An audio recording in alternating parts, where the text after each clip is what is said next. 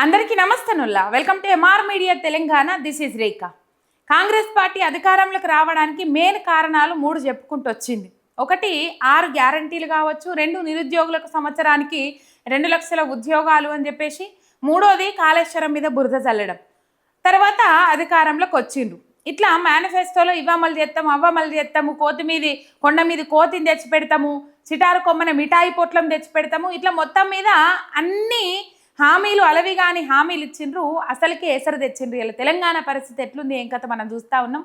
అప్పులలో ముంగడు పోతా ఉన్నది కానీ ప్రజల జీవన విధానాన్ని మెరుగుపరిచిన పాపాన పోతలే. రైట్, ఈ ముచ్చట్లన్నీ చెప్పుకుంటూ పోయినరు. సంవత్సరానికి 2 లక్షల ఉద్యోగాలను పక్కకు పెట్టిండ్రు. 6 గ్యారంటీలు, సబ్ గ్యారంటీలు 13, 420 హామీలను పక్కకు పెట్టిండ్రు. తర్వాత ఏదైతే కాళేశ్వరం మీద బురద చల్లి అధికారం రావడం కోసం కాళేశ్వరం మీద బురద చల్లిండ్రో ఇలా కాళేశ్వరాన్ని వినియోగించుకుంటా ఉన్నారు. వాళ్ళు ఈ గ్యారంటీలను, ఈ నిరుద్యోగుల ముచ్చట్ను దాటివేయడానికి అని చెప్పేసి నిన్నీయాల జరుగుతున్న పరిణామాలను చూస్తే క్లియర్ కట్గా అర్థమవుతా ఉన్నది.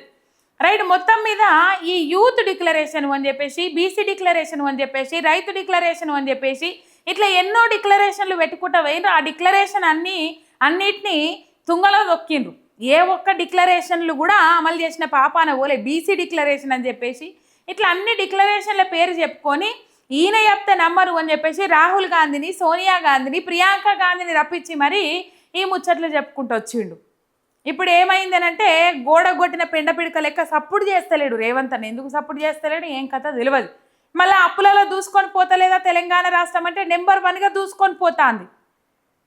రికార్డు కొట్టిందని చెప్పేసి ఒక్క 2 వారాలలో 12,500 కోట్ల అప్పులు తీసుకొచ్చిండు ఆర్బీఐ బ్యాంకు నుంచి. చరిత్రలో ఎన్నడూ లేదు అన్ని అప్పులు. రైట్, మొత్తం మీద హైకోర్టు షాక్ ఇచ్చింది రేవంత్ రెడ్డికి. ఏ విధమైన షాక్ ఇచ్చింది, ఎందుకు షాక్ ఇచ్చింది మనం ఈ వీడియోలో మాట్లాడుకుందాము. మీరు ఒక్క సబ్స్క్రైబ్ చేసుకోండి. మీ ఒక్క సబ్స్క్రైబ్ నాకు ఎంతో బలాన్ని ఇస్తుంది. చూస్తూ ఒక్క లైక్ కొట్టి అట్లనే షేర్ కూడా చేయండి. ఇక ముచ్చట్లకు పోతే యూత్ డిక్లరేషన్ అని చెప్పేసి 2023 మేనిఫెస్టోలో కాంగ్రెస్ పార్టీ పెట్టుకుంటూ తిరిగింది. ఇంట్లో యూత్ డిక్లరేషన్లో ఏమేమి హామీలు ఇచ్చారో మనం ఒకసారి ఇక్కడ చదువుకోవాల్సిన అవసరం ఉన్నది. మొదటి ఏడాదిలో 2 లక్షల ప్రభుత్వ ఉద్యోగాల భర్తీ చేస్తామని అన్నారు. చేసిండ్రా? అవి చేయకపోగా పోయిన ప్రభుత్వంలో ఇచ్చిన 70,000 ఉద్యోగాలను మేమే ఇచ్చినామని చెప్పేసి రేవంత్ రెడ్డి డబ్బా కొట్టుకుంటా ఉన్నాడు. అదొకటి. SC, ST, BC, minority backlog పోస్టులన్నీ మొదటి ఏడాదిలోనే భర్తీ చేస్తామని అన్నారు. ప్రతి సంవత్సరం ఉద్యోగ క్యాలెండర్ విడుదల చేసి నిర్ణీత గడువులో నియామకాలు పూర్తి చేస్తామని చెప్పిండ్రు. ఉద్యోగం వచ్చే వరకు నిరుద్యోగ యువతకు 4,000 నిరుద్యోగ భృతి ఇస్తామన్నారు. టీఎస్పీఎస్సీను యూపీఎస్సీ తరహాలో సంస్కరించేందుకు కొత్త చట్టం తీసుకొస్తామని చెప్పిండ్రు. జీరో నిరుద్యోగం లక్ష్యంగా ప్రతి జిల్లాలో స్కిల్ డెవలప్మెంట్ సెంటర్లు, ఉద్యోగ మార్పిడి కేంద్రాలు ఏర్పాటు చేస్తామని చెప్పిండ్రు. ప్రభుత్వ ప్రోత్సాహకాలు పొందే ప్రైవేటు కంపెనీలలో తెలంగాణ యువతకు 75% ఉద్యోగ రిజర్వేషన్ కల్పిస్తామని చెప్పిండ్రు. 18 ఏళ్ళు నిండిన చదువుకుంటున్న యువతులకు ఉచిత ఎలక్ట్రిక్ స్కూటర్లు ఇస్తామని చెప్పిండ్రు. యువతకు 10 లక్షల వరకు వడ్డీ లేని రుణాలని అన్నారు. స్వయం ఉపాధి కోసము తెలంగాణ ఉద్యమ అమరవీరుల కుటుంబాలకు ప్రభుత్వ ఉద్యోగం, అట్లనే తల్లిదండ్రులు లేదా భార్యకు 25,000 గౌరవ పెన్షన్ ఇస్తామన్నారు. తెలంగాణ ఉద్యమంలో పాల్గొన్న యువతపై నమోదైన కేసుల ఉపసంహరణ మరియు ఉద్యమకారులుగా గుర్తింపు అని చెప్పేసి ఇక్కడ ఈ హైదరాబాద్ వేదికగా యూత్ డిక్లరేషన్ అని చెప్పేసి పెట్టుకున్నారు. ఆ యూత్ డిక్లరేషన్లో ఇవన్నీ ముచ్చట్లు మాట్లాడుకుంటూ వచ్చిండ్రు. మరి ఇలా ఏ ఒక్కటన్నా అమలైందా? సంవత్సరంలోపు 2 లక్షల ఉద్యోగాలు భర్తీ చేసిండ్రా? చెయ్యలే. 2 లక్షలు కాదు కదా, 10,000. ఈ 2.5-3 ఏండ్ల లోపల ఇప్పుడు సంవత్సరానికి 2 లక్షల ఉద్యోగాలు వేసిన ఈ 5 ఏండ్ల లోపు వాళ్ళు 10 లక్షల ఉద్యోగాలు ఇవ్వాలి. సరే, ఈ 2 లక్షల ఉద్యోగాలన్నా 5 ఏళ్ల లోపు నింపుతారా అని అంటే ఇప్పుడు 2.5 ఏళ్ల సమయం అయిపోయింది కదా, దగ్గర 3 ఏళ్ళు దగ్గరకు వచ్చింది కదా. ఏం లేదన్నా 1,00,000 ఉద్యోగాలన్నా సంవత్సరం లోపు భర్తీ చేస్తామని చెప్పాలి. కాబట్టి ఏం లేదన్నా 5 ఏళ్ళు లెక్కేసుకున్న 2 లక్షల ఉద్యోగాలు ఎక్కడ భర్తీ చేసినట్టు కనబడతలేదు. ఇక్కడ కనబడేవి కూడా. ఎందుకంటే ఈ 3 ఏళ్ల పొద్దుల వాళ్ళు ఇచ్చిన ఈ ఉద్యోగాలు ఖాళీ 6,000. మరి 70,000 అని చెప్తాడు కదా రేవంత్ రెడ్డి. అంటే పోయిన ప్రభుత్వంలో ఇచ్చిన ఉద్యోగాలకు, నోటిఫికేషన్లకు, పరీక్షలు రాసిన వాటికి, రిజల్ట్స్ వచ్చిన వారికి నియామక పత్రాలు అందించి మాత్రమే మేమే ఇచ్చినామని చెప్పేసి గొప్పలు చెప్పుకుంటా ఉన్నాడు రేవంత్ రెడ్డి. ఇక నిరుద్యోగ భృతి ముచ్చట మొదటి అసెంబ్లీ సమావేశాలలోనే వాళ్ళ కాంగ్రెస్ మేనిఫెస్టో ఏదైతే ఉన్నదో దాన్నే కించపరుచుకుంటా, దాన్నే తుంగలో దొక్కుకుంటా తూచు నిరుద్యోగులకు 4,000 భృతి మేము ఇస్తామని లేదని చెప్పేసి బట్టి విక్రమార్క నాలుక మడత పెట్టిండు అసెంబ్లీ వేదికగా, నిండు అసెంబ్లీ వేదికగా ఆన్ రికార్డ్. అయిపోయింది, అది గంగలో పోసిండ్రు, అయిపోయింది. ఇక నిన్నయల్లా పోలీస్ జాబులు దాదాపు పోయిన ప్రభుత్వంలో వేసినప్పుడల్లా 19,000 20,000కు మించకుండా నోటిఫికేషన్లు వేసిండ్రు.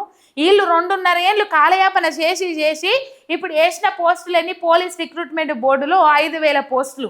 ఆ 5,000 పోస్టులు వద్దు నాయన 20,000 పోస్టులు అయ్యని చెప్పేసి ఎంత మొత్తుకున్నా ఎండ్రిందా ఈ సావుర్రి అని మాట్లాడుతున్నాడు రేవంత్ రెడ్డి. అలా యువతకు ఇంతగానో ఇన్ని డిక్లరేషన్లు ఇచ్చిరు కదా, ఏ ఒక్క డిక్లరేషన్ కూడా అమలు చేయలేదు. ఆ డిక్లరేషన్లో ఉన్న అంశాలు ఏవి అమలు చేసిన పాపాన పోలే. ఎక్కడ ఎన్నికలైనా కూడా 60,000 ఉద్యోగాలు ఎవరు కని విని ఎరగని రీతిలో నేను భర్తీ చేసిన అని చెప్పేసి ప్లకార్డులు ఫ్లెక్సీలు అవన్నీ కొట్టిపించుకుంటే ఆ పబ్లిసిటీ చేయించుకుంటుండ్రు రేవంత్ అన్న. దాన్ని ఎవరు నమ్ముతలేరు. అందుకే పోయిన కాడల్లా బోర్ల బొక్కల పడతా ఉన్నారు. మహారాష్ట్ర ఎన్నికలు కావచ్చు, బీహార్ ఎన్నికలు కావచ్చు, ఇట్లా చెప్పుకుంటూ పోతే చాలా ఉన్నాయి. అయినప్పటికి కూడా వీళ్ళకి దాకుతుంది, బోర్డ్స్ వస్తుంది. అయినప్పటికి కూడా మార్పు వస్తలేదు. మార్పు మార్పు మార్పు అని చెప్పేసి అధికారంలోకి వచ్చిండ్రు. మొత్తం మీద ఏ మార్పు చేసి పడేసిండ్రు అనేది మనకు కనబడతా ఉన్నది. ఏ మార్పు చూస్తున్నాం? రెండు చేతుల నిండుగా తిన్న రైతన్న ఇయ్యల్లా అన్నాడికి ఏడవాల్సిన పరిస్థితి, నిరుద్యోగులు ఎక్కువ రోడ్ల మీదకి వచ్చి ధర్నాలు చేయాల్సిన పరిస్థితి, రిటైర్మెంట్ బెనిఫిట్స్ వస్తలేవని ఏడుస్తున్న పరిస్థితి. ఇట్లా చెప్పుకుంటూ పోతే ఏ ఒక్క సామాజిక వర్గం కూడా ఇలా ఈ ప్రజాపాలన అని చెప్పేసి చెప్పుకున్న ఈ పాలనలో ఎవరు కూడా సంతోషంగా లేరనేది మాత్రం వాస్తవం మన కళ్ళకు గట్టినట్టు కనబడతా ఉన్నది. అందుకే తీవ్రమైన వ్యతిరేకత పెరిగిపోయింది. ఆ వ్యతిరేకత పెరిగింది అన్నప్పుడల్లా రేవంత్ అన్న నోటికి పని చెప్తాడు, ఇంకొకటి ఏమీ లేదు అక్కడ ఆలోచన చేయడానికి. రైట్. సరూర్ నగర్లో బీఆర్ఎస్ పార్టీ తరపున BRS party working president KTR అధ్యక్షతన యువ అని చెప్పేసి ఒక ప్రోగ్రాం పెట్టుకున్నారు. యువతను ఏ విధంగా వంచింది ఈ సర్కార్, యువతకు ఏ విధమైన డిక్లరేషన్లు ఇచ్చిర్రు, ఆ డిక్లరేషన్లో ఏ అంశాలు ఉన్నాయి, యువతలకు స్కూటీలు వచ్చినాయా, 2 లక్షల ఉద్యోగాలు ఇచ్చిండ్రా, 4,000 నిరుద్యోగ భృతి ఇచ్చిండ్రా, ఉద్యమకారుల కుటుంబాలకు విద్యార్థులకు ఉద్యమకారులకు గుర్తించిండ్రా, వాళ్ళ మీద ఉన్న కేసులను ఎత్తేసిండ్రా, 25,000 పెన్షన్ ఇచ్చిండ్రా, ఇట్లా చెప్పుకుంటూ పోతే ఏ ఒక్కటి కూడా అమలు చేయలేదు కదా.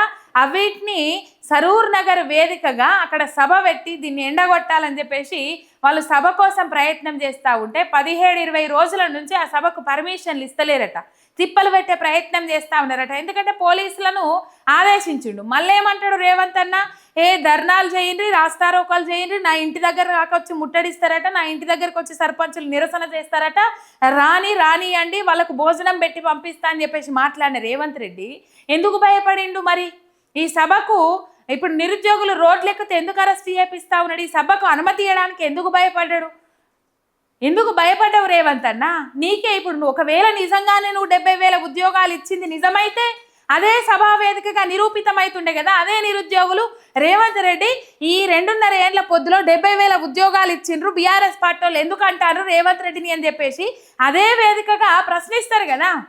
ఎందుకు భయపడుతున్నావు అంటే 70,000 ఉద్యోగాలు ఇచ్చినా నువ్వు చెప్పుకుంటున్నది అవాస్తవం, అబద్ధం, పచ్చి అబద్ధం కాబట్టి. ఇలా ఎందుకు భయపడుతున్నావు నువ్వు అంటే సంవత్సరంలోపు 2 లక్షల ఉద్యోగాలు భర్తీ చేస్తా అని చెప్పేసి 5,000 ఉద్యోగాలు కూడా 3 ఏళ్ల పొద్దులో నింపలేదు కాబట్టి.